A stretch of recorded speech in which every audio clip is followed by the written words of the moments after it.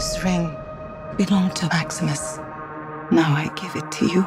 Welcome to WatchMojo, and today we're looking at plot points in Gladiator II that contain historical truth, and others that are purely for your entertainment. There will be spoilers. The gods have spoken! Number 10. Geta and Caracalla's Rivalry. Right. Gladiator II gets more than a few things wrong about twin siblings Geta and Caracalla, who rule over Rome as co-emperors. There are victories yet still to come.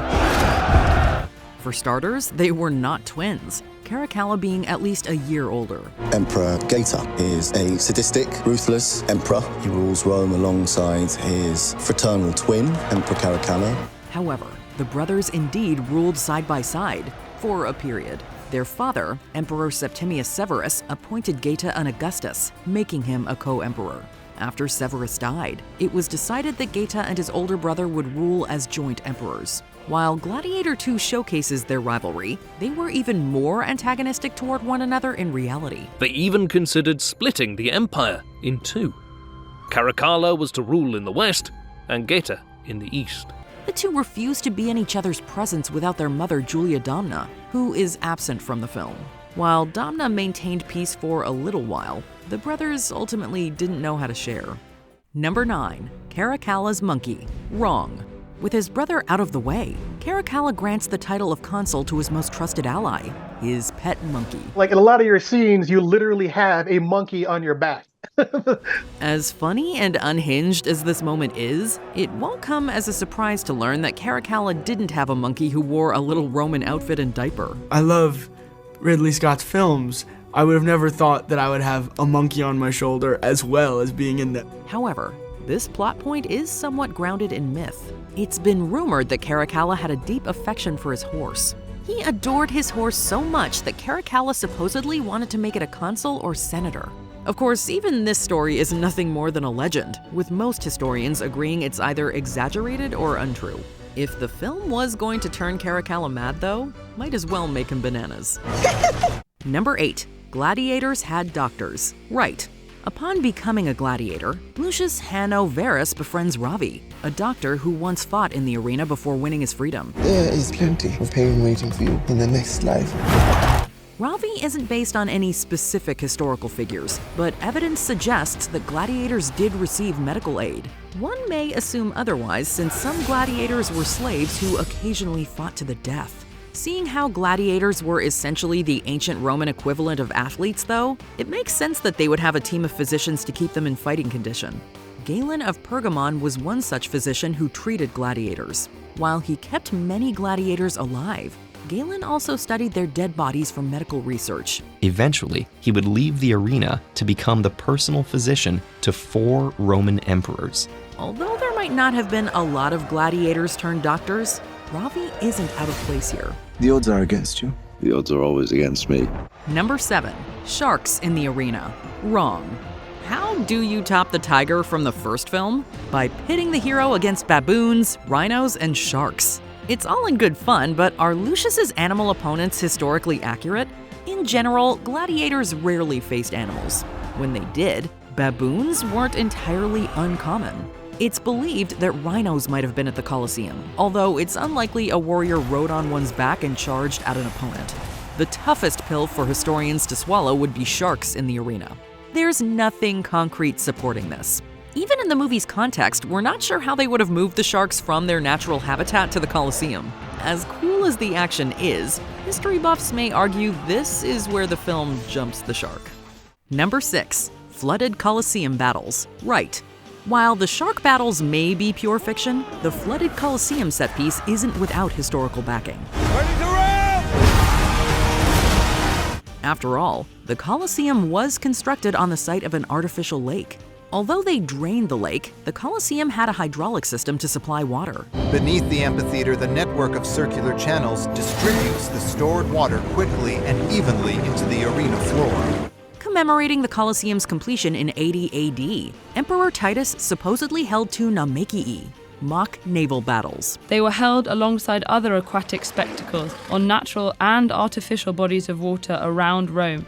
That meant the Coliseum had to be flooded, which was possible thanks to the structure's waterproof concrete. Naval battles at the Colosseum were eventually retired, with the last recorded one being held in 107 AD. The timeline is a little off since Gladiator II apparently takes place around 211 AD. A few historical gripes aside, this sequence surprisingly contains a boatload of truth. Number 5. Geta's beheading. Wrong.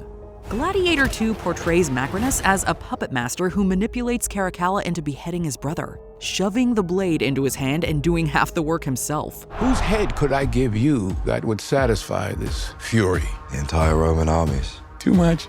Macrinus even keeps the head for show and tell at the Senate. There's no proof that Macrinus played a role in the co-emperor's assassination. I must have power. While Caracalla was likely responsible for Geta's death, it played out much differently. Concluding that his brother had to die, Caracalla tried and failed to kill Geta at the Saturnalia festival. When that didn't pan out, Caracalla asked his mother to set up a peaceful negotiation. Geta showed up without any guards, permitting Caracalla's centurions to assassinate him. The image of Julia Domna, who had once held the reins of imperial power, now cradling the lifeless body of her son, would haunt the empire for generations. With Geta dying in his mother's arms, Caracalla became the sole emperor, for the time being. Number 4. Macrinus was involved in Caracalla's death. Right. Macrinus might not have been behind Geta's death, but Caracalla is another story. I knew it from the start. Granted, the film takes some huge liberties as Macrinus stabs Caracalla through the ear in the Coliseum, subsequently declaring himself emperor. Although it's definitely the Hollywood version, Macrinus was part of a conspiracy to murder Caracalla. Macrinus served as Caracalla's Praetorian prefect. Let the gods decide his fate. Let the gods decide. While his exact motivations are debatable, Macrinus was apparently concerned for his well-being under Caracalla's rule. To save his life, Macrinus allegedly enlisted a soldier named Justin Martialis to assassinate Caracalla. After Caracalla's death, Rome went a few days without an emperor until Macrinus seized control for himself. Caracalla died without a son, so there was no obvious heir. Even if Gladiator II speedruns through the process, Macrinus's ascension to power was more than likely soaked in blood. Rome must fall. I need only give it a push. Number 3. Macrinus died in battle. Wrong. In the film, Macrinus is basically emperor for less than a day. Almost immediately after killing Caracalla and Lucilla, Macrinus squares off with a vengeful Lucius. Their duel culminates with Lucius slaying Macrinus and declaring himself the throne's true heir. You will be my instrument. I will never be your instrument in this life or the next. While Macrinus's time as emperor was short-lived in real life, it wasn't that brief. He didn't lose his arm and life in glorious battle either. Rumors started circulating that Caracalla had fathered an illegitimate son named Elagabalus, who was actually his cousin. Even so, Elagabalus soon became Rome's new emperor, ending Macrinus's roughly year-long reign. Although Macrinus tried fighting to remain in power, he was ultimately captured. Following an escape attempt, Macrinus was executed, with his head being sent to Elagabalus. Macrinus was killed on the 8th of June, 218. Number 2. Macrinus was dark-skinned. Right. When it was announced that Denzel Washington would be playing an emperor of ancient Rome, many online argued that the filmmakers were prioritizing diversity over historical accuracy. This is what they believe. Power. Those people clearly did not do their homework. Violence is the universal language. He takes advantage of every situation. With a Berber heritage, Macrinus was born in what has since been established as Algeria, North Africa. While depictions of Macrinus have been whitewashed in the past, modern historians believe that Macrinus's complexion was dark. The film doesn't get everything about Macrinus right. There isn't much evidence supporting the claims that Macrinus was a former slave or that he owned gladiators. It is an art, choosing gladiators. They're usually prisoners of war. Yet Washington's casting isn't at all off base. Macrinus wasn't even necessarily the first black emperor, as the Libya-born Septimius Severus was also said to have dark skin. Before we continue, be sure to subscribe to our channel and ring the bell to get notified about our latest videos. You have the option to be notified for occasional videos or all of them. If you're on your phone, make sure you go into your settings and switch on notifications.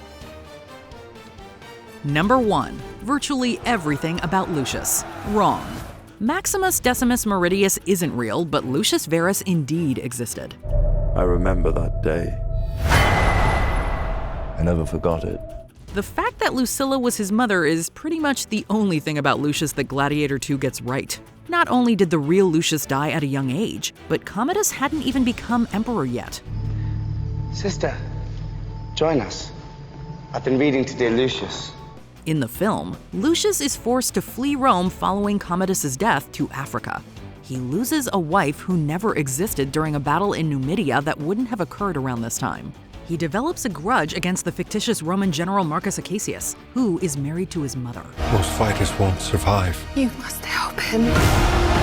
Although she's middle-aged upon reuniting with her son, the real Lucilla was executed in her early 30s. And that is what we call revisionist history. Take your father's strength.